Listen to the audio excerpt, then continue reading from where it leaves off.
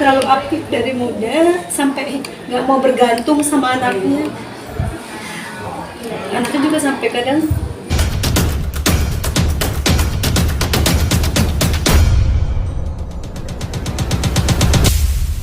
tidak punya keluhan sakit yang sangat serius.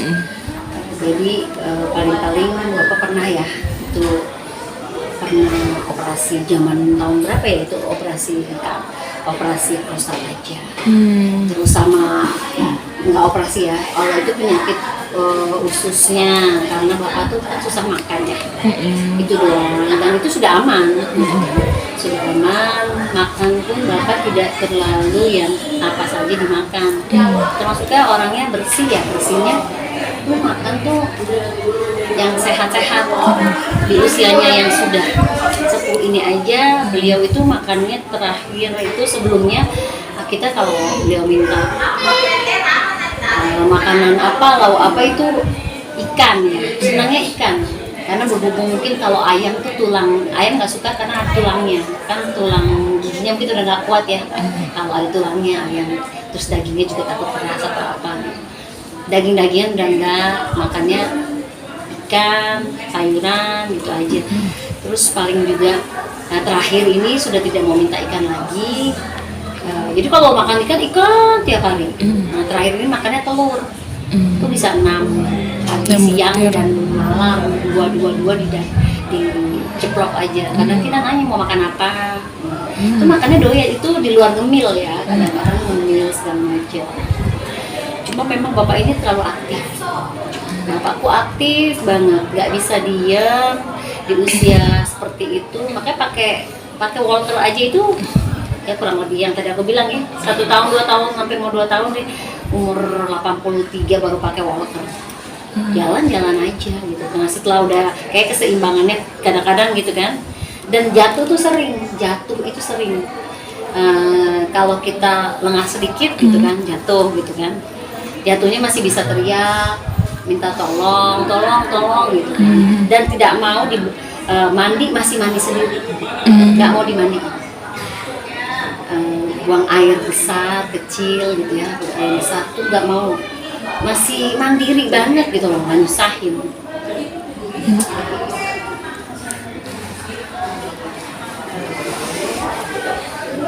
mungkin karena terlalu aktif dari muda sampai nggak mau bergantung sama anaknya. Anaknya juga sampai kadang ya sebagai anak merasa ya pakaian aja maunya nyuci sendiri.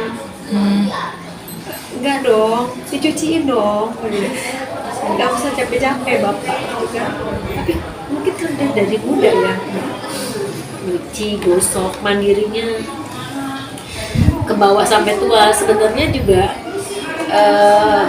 kalau waktu ada ibu, masih ada ibu, dia muda juga masih diurusin sama ibu segala macam. Mungkin pada saat dulunya, terus dia inget dia karena sangat aktif gitu. Seperti itu Bapak aku, saking aktifnya sering jatuh itu jatuh yang sudah beberapa kali. Nah pada saat sakit ini masuk ICU adalah jatuh yang terdahsyat. Kita kaget semua. Itu jatuhnya luar biasa. Aku ada di sini lagi duduk, lagi pengambilan video untuk ada yang minta testimoni bla bla bla sama ponakan aku. Bunyi jatuh, aku juga pada saat jalan ke ruang tamu itu tidak ada orang di meja makan, nggak ada, sepi gitu kan, karena memang baru saja aku ulang tahun kan. Udah selesai acara gitu kan, udah bubar, kita juga udah kumpul-kumpul, udah ketawa-ketawa, ngobrol lah, keluarga juga kan kumpul banyak ya. Nah, masih tamu-tamu udah pada pulang ya, tamu yang deket udah kayak saudara aja, kadang masih ada 1-2 orang. Setelah itu dengar Bapak jatuh, bunyi sangat kencang, kita kaget ya. Itu situ aku yang sama ponakan aku lari ke situ, jatuh di sebelah sini ruang makan, kaget, langsung dibawalah ke rumah sakit. Jatuhnya beda banget karena setiap Bapak jatuh itu ya kepleset lah, apa masih bisa tolong gitu kan. Terus ada rekaman CCTV, kita suka lihat mereka ulang gitu, mereka ulang kejadian, oh jadinya begini, kecuali di kamar ya, di kamar kan tidak ada CCTV. Terus di sini kita sampai detik ini aku tidak berani lihat rekaman CCTV karena aku melihat posisi yang pertama melihat adalah posisi di sini langsung lari. Apa itu jatuh kencang sekali, aku sama anak-anakku. Aku lemes banget dan mau pingsan. Dan sejak itu bapak ya darahnya banyak, kan? Terus udah beda banget jatuhnya, padahal masih dada katanya. Aku tadi nggak lihat bapak juga, aku pikir bapak di kamar. Kakak aku di sana ya, katanya sempet perhatiin juga sih, aman gitu. Kakak aku yang pertama, karena aku lagi posisinya lagi serius untuk ambil video, jadi nggak ngeh, sempet dada ketawa gitu kan sama mantu cucunya. Cucunya kan, mantu cucu kan ada juga dada ini ketawa gitu. Akhirnya jatuh gitu, ya udah kita bawa ke rumah sakit Koja sini semalam, nginep semalaman, terus akhirnya dipindah ke ke RSPAD ICU pas 2 minggu.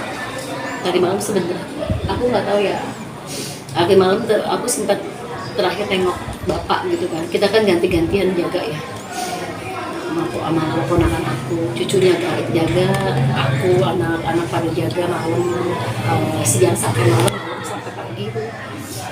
Shiftnya cucu-cucunya yang laki-laki, ada 2 orang tuh, Akbar sama Ari, dia selalu jaga. Dan tahap mandiin segala macam, karena kan posisinya ya kritis dan koma. Sudah seumur itu sampai operasi pengambilan kan pecah ya, pembuluh darahnya, cairannya di otak diambil, operasi, terus efeknya ke paru, ternyata parunya membengkak yang sebelah kanan sama kiri lebih besar ya, diambil cairan parunya. Setelah itu udah diambil, ya udah beres, udah mulai ada respon, gerak-gerak juga, terus ada suara juga walaupun cuma gitu ya. Perkembangannya sih bagus ya, tetapi pada saat bapak ternyata harus diambil lagi kan, dibolongin sininya untuk katanya nafasan nggak bagus atau apa karena pengaruh paru. Ya udah disaksin segala macam, ada lendir di paru. Setelah udah ini prosesnya digolongin, namanya kedokterannya tuh sini